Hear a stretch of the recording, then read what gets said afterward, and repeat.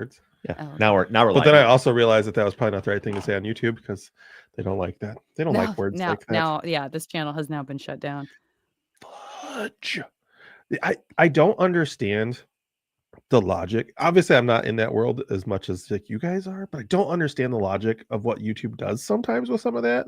I'm not in that world at all. I don't post anything on YouTube. Okay.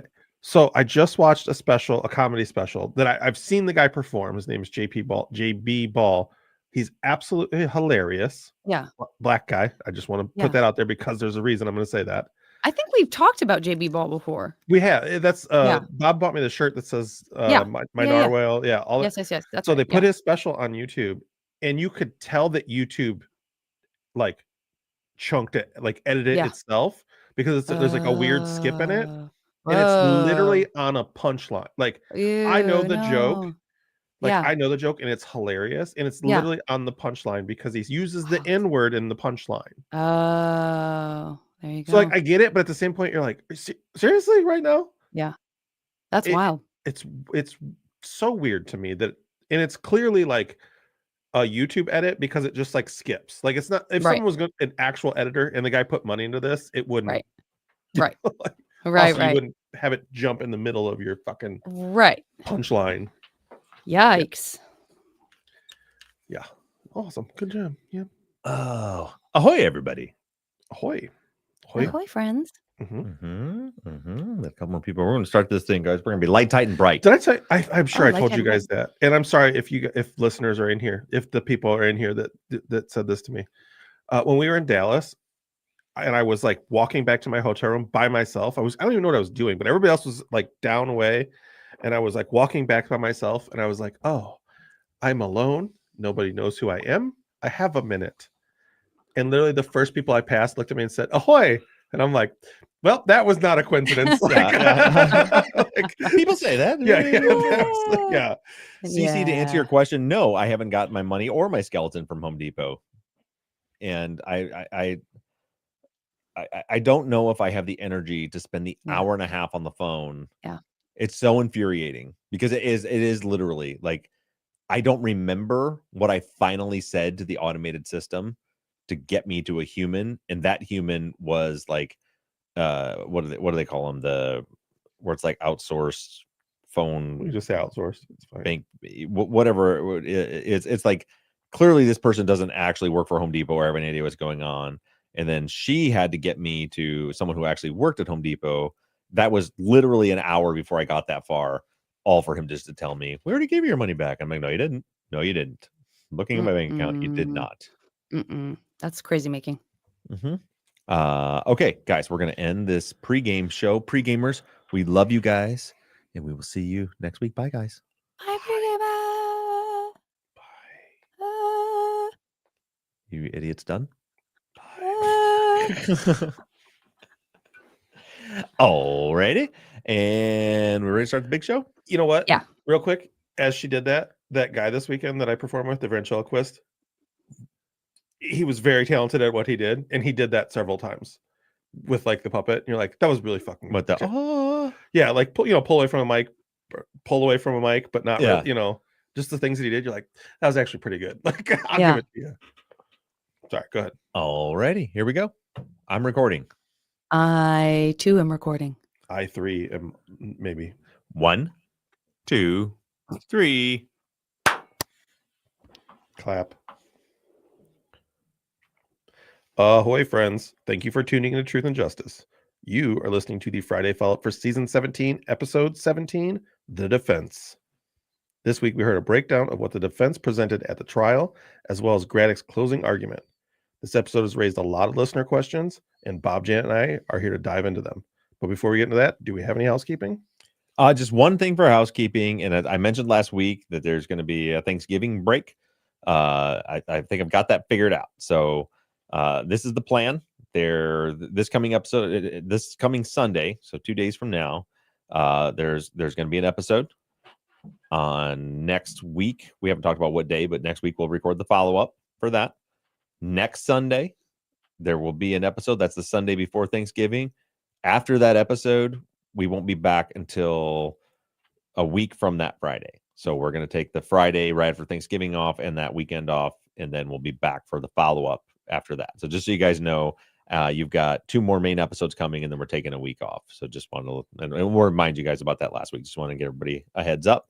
So you think we didn't just bail out on you for that week. That's what's going on. Other than that, we can get right into this thing. I talked a little bit about during the Patreon pregame that I wanted you guys to kind of hear the defense closing, and I have a lot of thoughts on it. I didn't really want to get into it because I wanted to put it out there, and I wanted you guys to kind of absorb it and kind of formulate your own opinions on it. From what I've seen on social media since then, most people have the same thoughts I had. So now we can talk about it a little bit. So before I even get into you guys, because I'm curious what you think about it. I'll tell you my thoughts on it. Remember when Dr. Jackson was on and she said that there was some sort of like mental decline, health issue, something going on with Graddick. Yeah.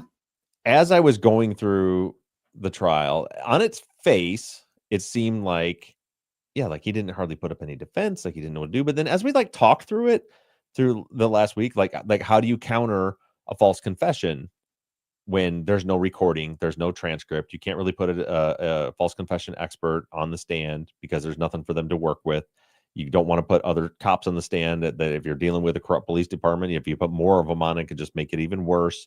The cross-examining of Larry Brooks, that's tricky because, if you push too hard against a 12-year-old kid, that stuff. Plus he was handcuffed with Dame not being there, which I know we're going to talk about that. So I was really like, he missed the mark on some big things with cross-examination, but I don't think he did that bad. And then I got to his closing argument. Yeah. And to me, I read that thing 50 times. It was so much, to, in my opinion, for lack of a better term, gobbledygook. That's the word I'm going with. Yep. Yeah. That I was afraid that you guys were going to think I didn't know how to speak. I literally did. I was like, this makes no sense. I was worried when Erica edited it, like, oh, she's going to edit this stuff out because it sounds like I'm making mistakes in the script, and I'm not. Right. That's just what he said. Yeah, I had to rewind. I thought you teed it up. Yeah, sorry, Zach. Oh, I had to rewind a couple times because I was like, I couldn't process it, and I'm like, I'm clearly in the wrong here, right? Like I can't. Let's listen to this again. It sounds like I'm not the one in the wrong here.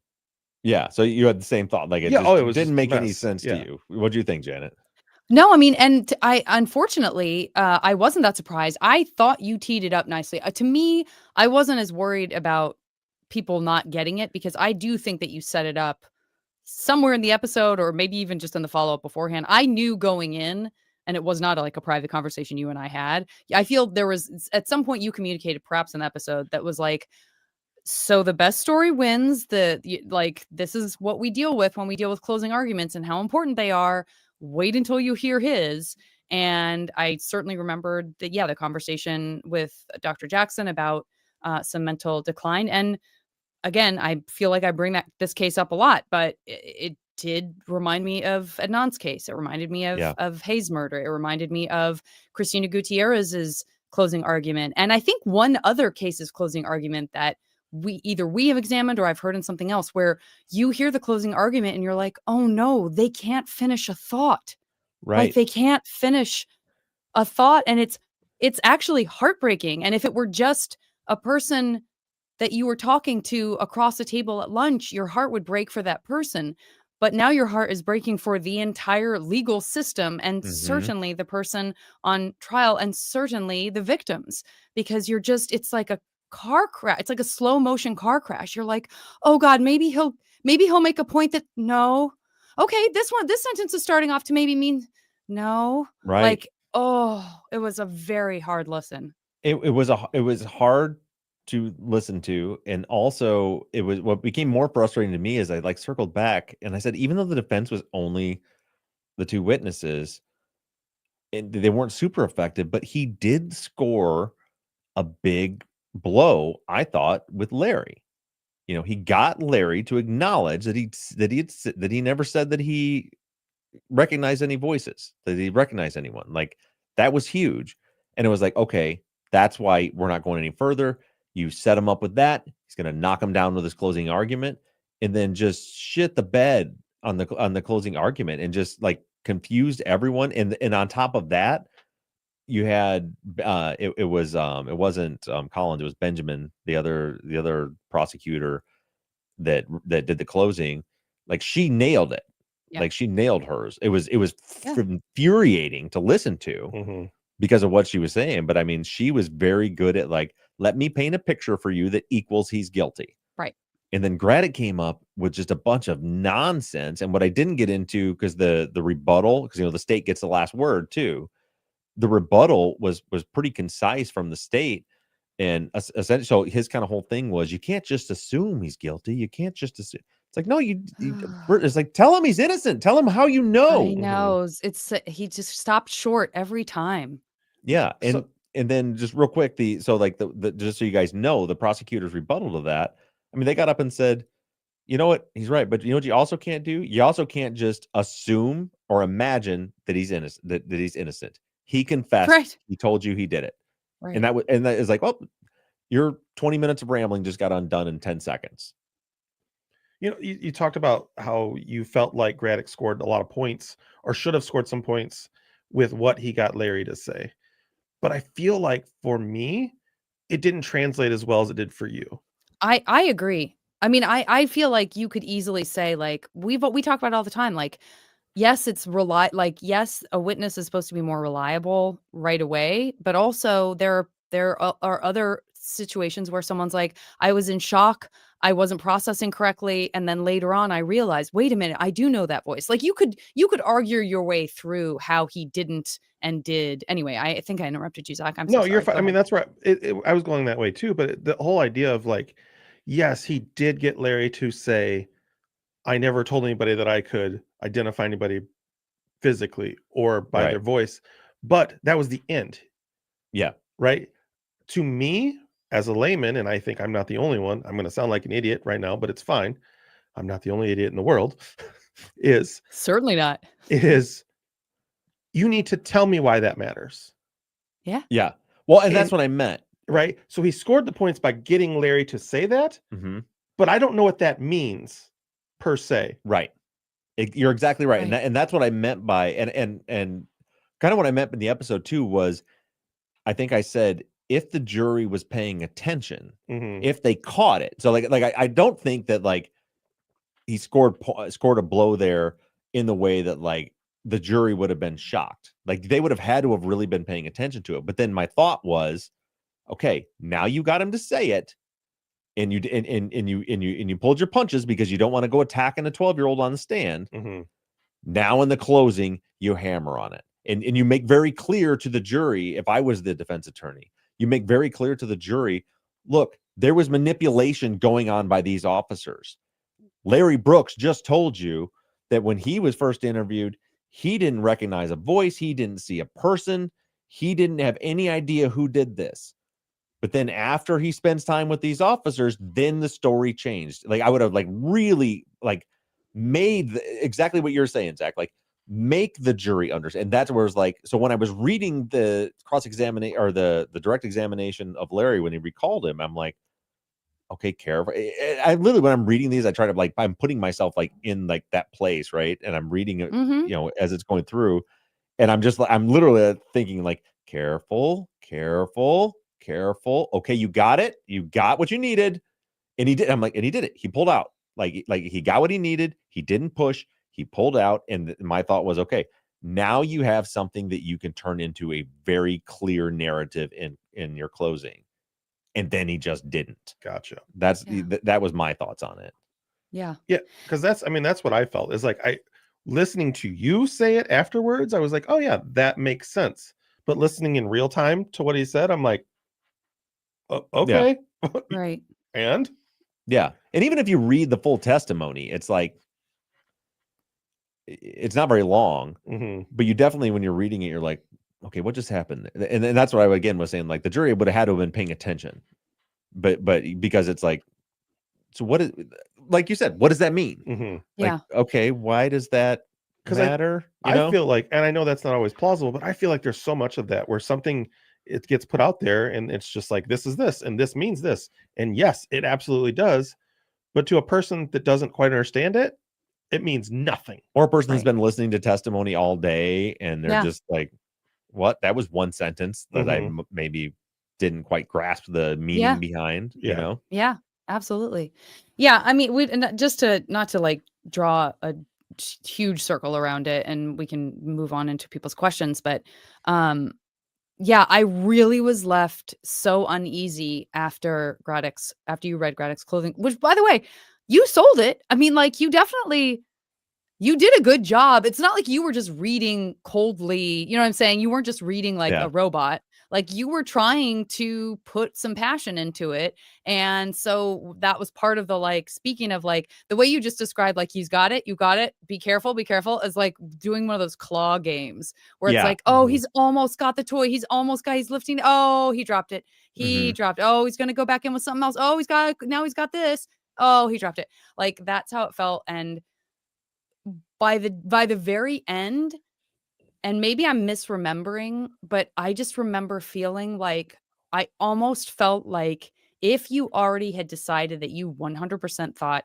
that Chris must be guilty, I almost felt that you could interpret his closing as Yes. permission. Like Mhm. Yep. you could like it was like, I mean, if you've made up your mind, guys, I wouldn't feel great about it, but it is up to you to make up your minds. Like you're going to make the decision you're going to make. Just make sure it's a good one. Like, what are you? That's like the dad telling the teenager, like, make good choices, go Yeah. out and stay out as long And as you they want. It's like, never well, make good anything choices. could happen. Yeah, anything could Yeah. happen. Why are you?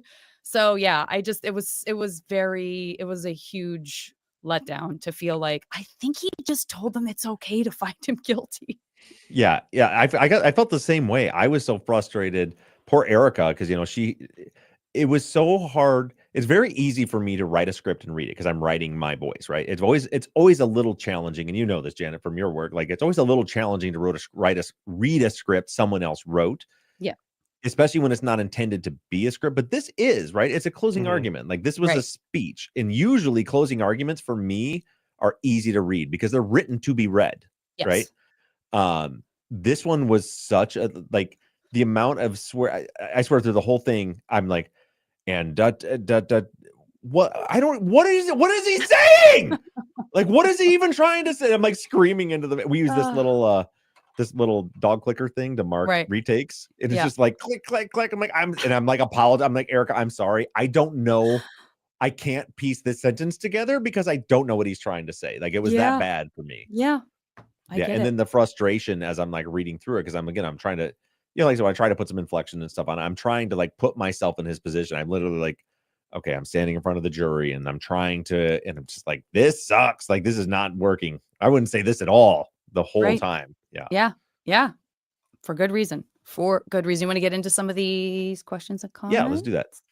Uh so definitely multiple comments, very understandably, from people who are just kind of again baffled by Dame not being available, looking for follow up on that. I'll just start with Sarah says, I'm surprised that the absence of a police person means that the statement they have taken isn't admissible. Surely any written statement could be read out somehow.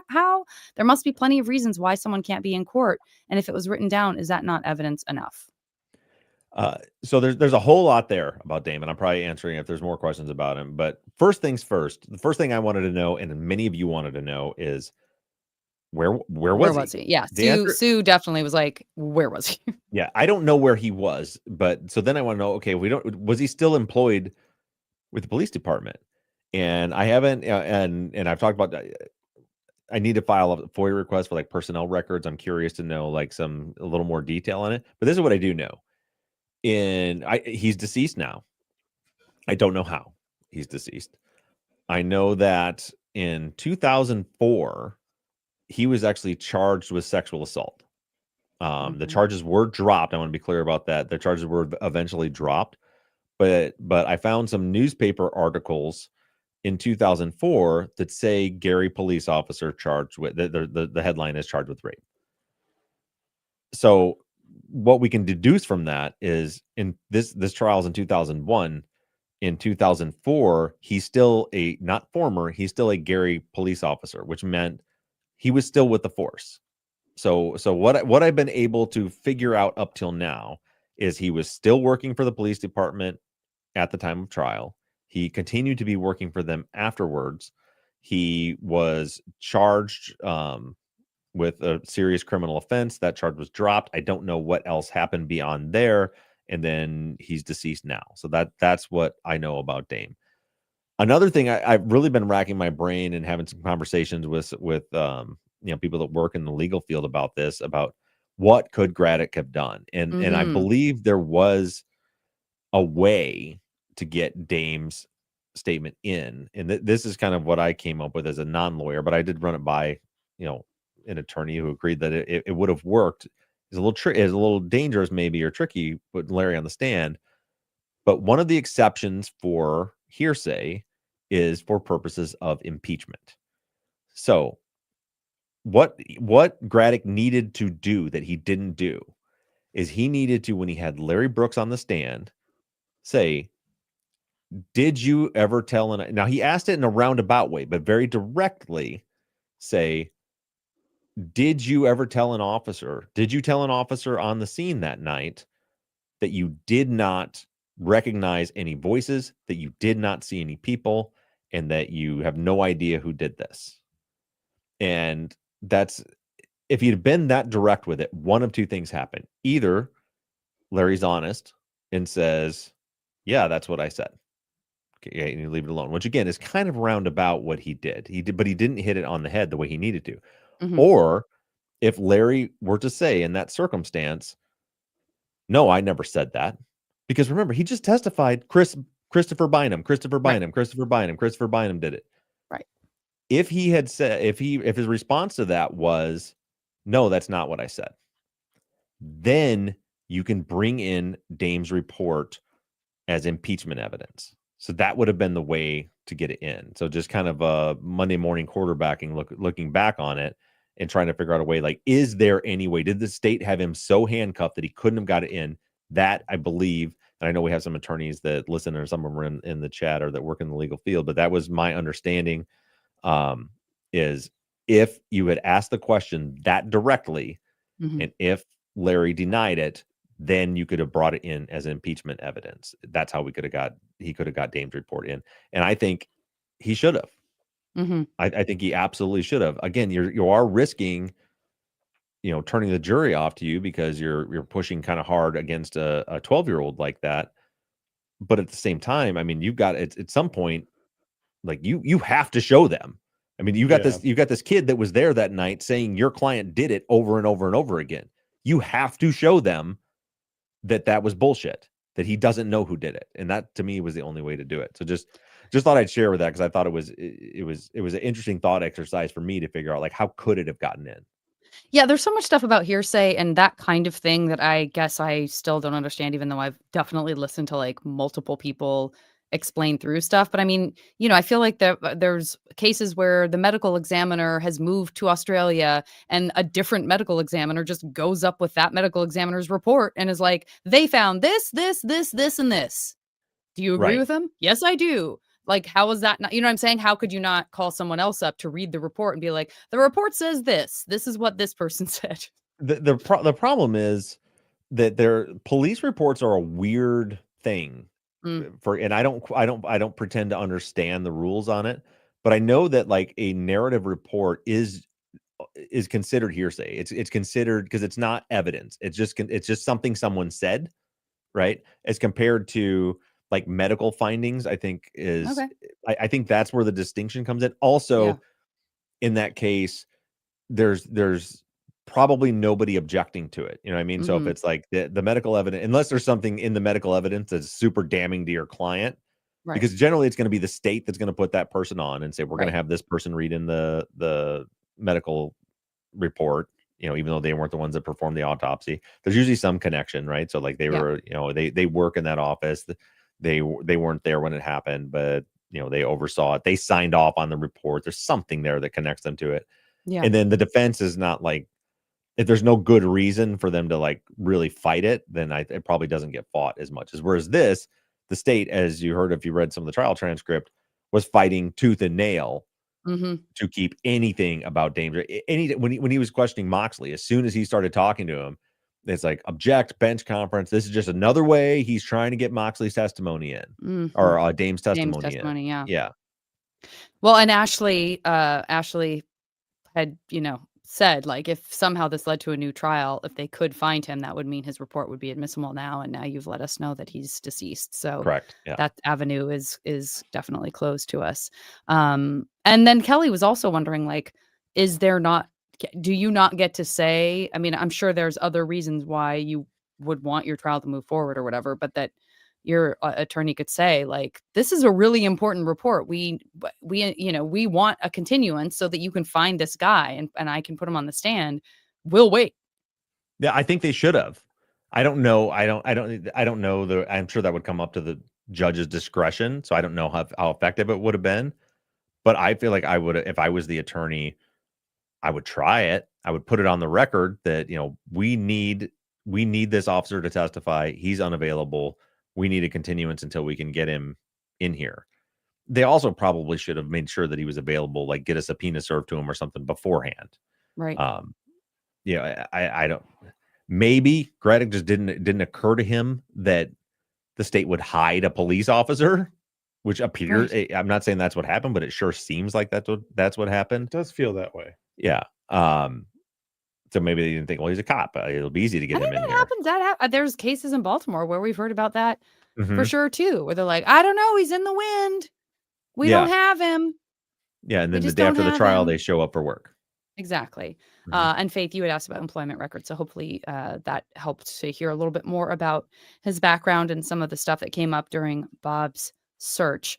Going into Graddick, Kathy says it doesn't seem like Graddick had much to work with. He needed Dame's interview. He needed the phone number written on the paper at Michelle's, both of which conveniently disappeared. He certainly couldn't tear down a 12-year-old boy, as we've talked about, who had just lost so much and was likely traumatized. And then that Kathy, you nailed it. Could he have asked about Dame's report? That's it. Kathy's thinking just like Bob. Yeah. He couldn't come through and say, why is this written in a report? But like I said, there was a roundabout way to get to it. You have to get him to lie on the stand so that you can impeach him with that evidence. Yeah. Well, Chris S had a question about, and I don't know if this is like something that you were going to talk about or if you know about this, but Chris had said that that Graddick was found to be ineffective in some higher court, perhaps. Does that sound familiar? I don't think so. I mean, well, it certainly wasn't ineffective to the level where the conviction was overturned, which is always possible too. So you'll see that sometimes with like a Brady violation where they'll say, okay, this was Brady material.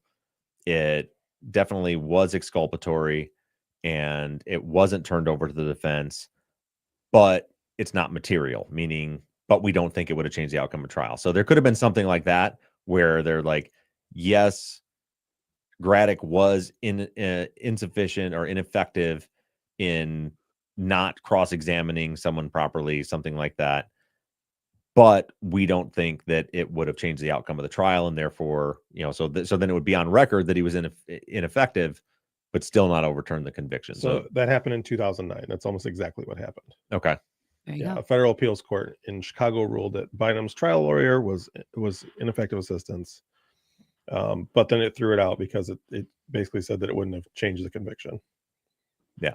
So there you go. Boy, that's tough when one of the sort of benchmark things that you can claim that should protect your rights is ineffective assistance of counsel, and to then have those panels agree and still say, like, still though, too bad. And Listen, I'm sure the confession had everything to do with that. But listen, hold on to your hat, because the next 3 weeks I'm covering things that came out during the post-conviction proceedings and the post-conviction investigation that will blow your mind that these did not result in the conviction being overturned. Great. It's nuts. Ugh, The things that, but I mean, it's going to do wonders for us to better understand what happened. But the fact that none of it was successful in overturning the conviction is infuriating. Just to stay on Graddick for a little bit longer, Sarah, I just want to call out your observation. Sarah says, I'm not sure it was a smart move for Graddock to remind the jury of all the potential witnesses who didn't testify, because while he tried to put it all in the prosecution, he didn't call them as witnesses either. Yeah, I agree. Very tough. Yeah, very tough Yeah. to be like, where's so-and-so? And then the jury could be thinking, well, then why didn't you call so-and-so if it was so important that you hear from them? Yeah, and especially like because the jury doesn't know Dame was unavailable. Yeah, and they have to see like from a jury, like, yeah, you don't need to prove innocence. It's the state's burden, but really you have to prove innocence.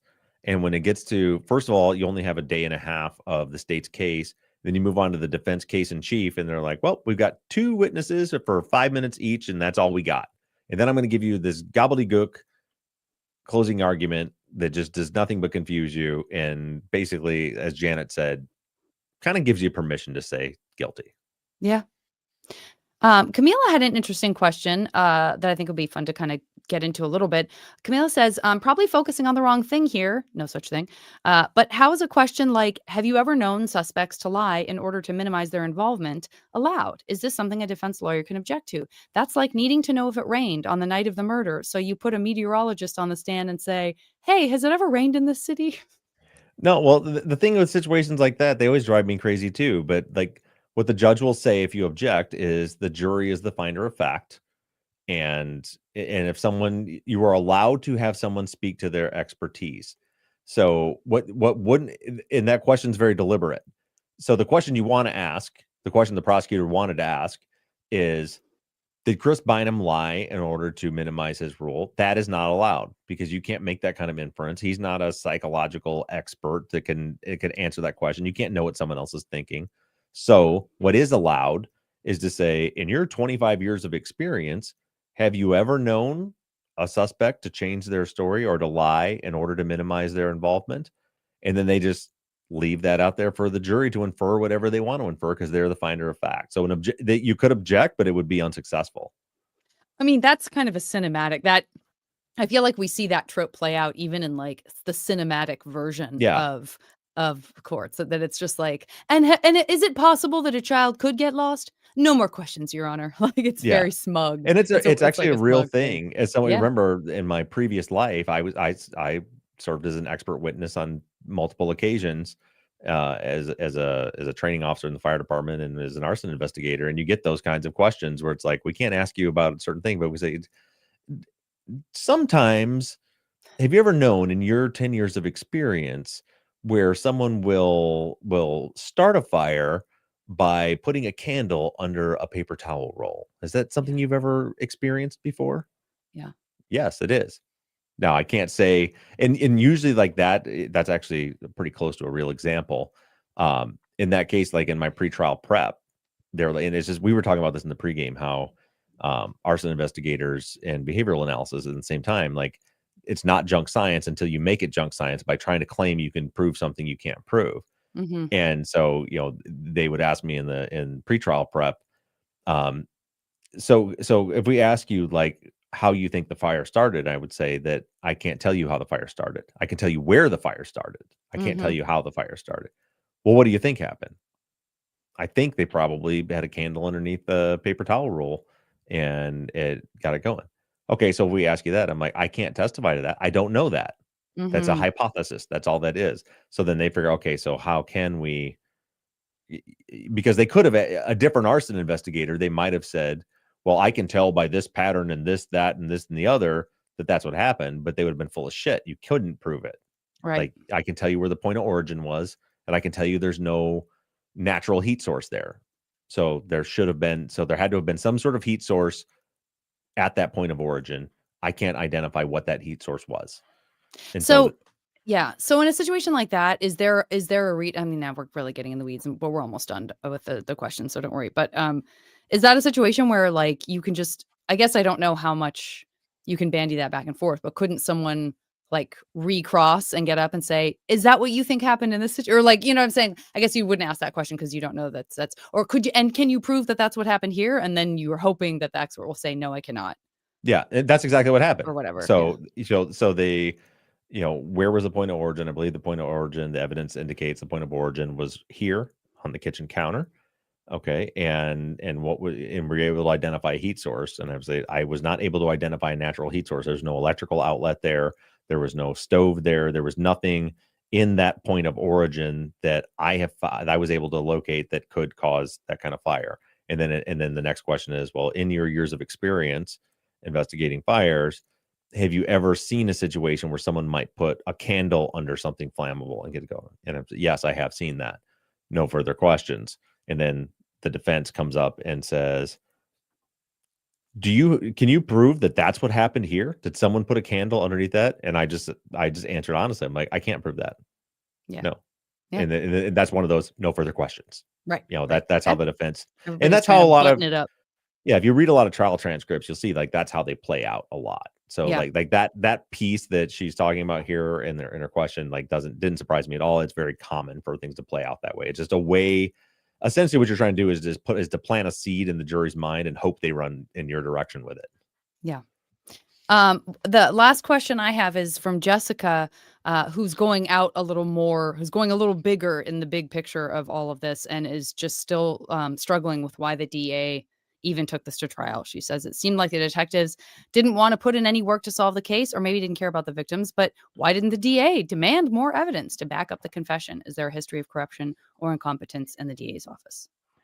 I don't know about in the office. I've started to do some work. We're going to get into that. Like I've started to do some work on these officers, Detective Donald in particular. There certainly was, and we'll get into those details later, but some accusations of corruption regarding him. I don't know. I think that it's, I this is just an assumption, though. It seems to me that there was just a culture there. Remember, they were like the murder capital. Gary, Indiana was one of the murder capital of the United States at the time. Their murders per capita were huge. And I think they probably had a culture where it's just like, we're just closing cases. We're closing cases. And that's the problem with most prosecutors' offices is the fact that they are incentivized to get convictions, right? That's what gets them reelected. That's what keeps their job is we take murderers to trial, especially in an area that has a lot of violence. Sure. If you live in a city where you don't feel safe because there's a lot of violence, what are you looking for in a prosecutor? You're looking for the person that is putting people away that are committing acts of violence, right? Getting them off the streets.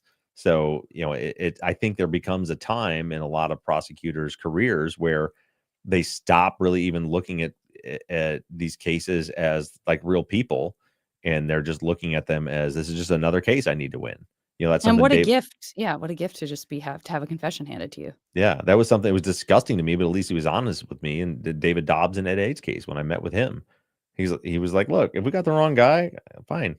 Once I finally, after all a year of battling with him, he was like, "If we got the wrong guy, fine. I mean, I have no problem, helping you find what you need to find to overturn the conviction." And it is, I think his exact words to me were like, "Look, once I go to trial, I don't give a shit.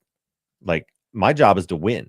So I'm finding whatever angle I can do to win." And it was like that was so honest and so disgusting to me. And it's not just him. I think No. I think there's a culture in prosecutors' offices in general, again, particularly when you're in a place that has a high rate of violence, because that's how you are successful. That's how you are judged, by how many of those violent people are taken off the streets. And especially back in the year 2000, no one was looking to see, did you get the right guy? Oh, you Right. arrested another black guy from that neighborhood for committing murders? Good job. Like nobody's looking any further than that. Right. Right. Well, that's all we have. I look forward to being flabbergasted once again next week and the following weeks. Yeah, so I'm excited about this. Make sure you tune in on Sunday. So we've kind of closed out the first phase of our work the way we normally do it here, which is to examine the initial investigation and to examine the trial to determine if the person that we're working with was wrongfully convicted. In my opinion, it has been conclusively shown there's no evidence whatsoever that Chris Bynum had anything to do with this. I think there's plenty of counter evidence to indicate that he didn't. In my mind, he is certainly an innocent man that was convicted. So now our job shifts. Now our job is to try to find out, well, if not him, then who? And see if we can finally get justice for these victims, and hopefully something that will result in Chris Bynum getting out of prison and going home before it's too late. And so in that regard, the first step in that is there have been some amazing investigators and attorneys that have worked on this case over the years. Chris was convicted 24 years ago, almost 25 years ago. And they uncovered a lot, as I mentioned a little bit ago. They uncovered a lot that has not, unfortunately, resulted in the conviction being overturned. But it is very, very relevant to us. This is actual, real evidence that indicates it gives us leads and indicates who might have actually committed this. And that's a jumping off point for us where we can say, okay, that if we can pick up the ball where they put it down and see if we can carry it a little further and hopefully do some real work with this. So in that regard, this on Sunday's episode, we're going to be covering the forensic evidence, the evidence that came up and was discovered, was available, but wasn't put in front of the jury and wasn't discovered prior to the trial. And it's produced some really solid leads. And then next week is going to be, more of the investigation that came afterwards. And then after Thanksgiving, an even more shocking one after that. So the next 3 episodes are going to be, I think, probably the most informative that we've had as far as trying to get a good idea of what actually happened here. So make sure you tune in on Sunday, and then we'll talk to you guys all about it in next week's follow-up. Right. Thanks, everybody. Bye, guys. All right. Stop on the old audio over here. In your years of experience. I was just reading what Simone wrote there. Good game, everybody. Good game. Good game. Butt pats for everybody. Dimple pats for everybody. Dimple pats right on for the everybody. dimple. Yeah. All right, guys, I got to run. I got to get packed up because I'm heading up to my camp for our annual beer camp this weekend, and it's 8:40. I got to pack a bag. So, real quick though, before we go, My kiddo's birthday's tomorrow. Actually, I'm gonna end the stream, and then we can talk about this off air. We love you guys. Zach's kid's birthday's tomorrow. Tomorrow. Happy birthday to him. Sagan. Happy birthday, Sagan.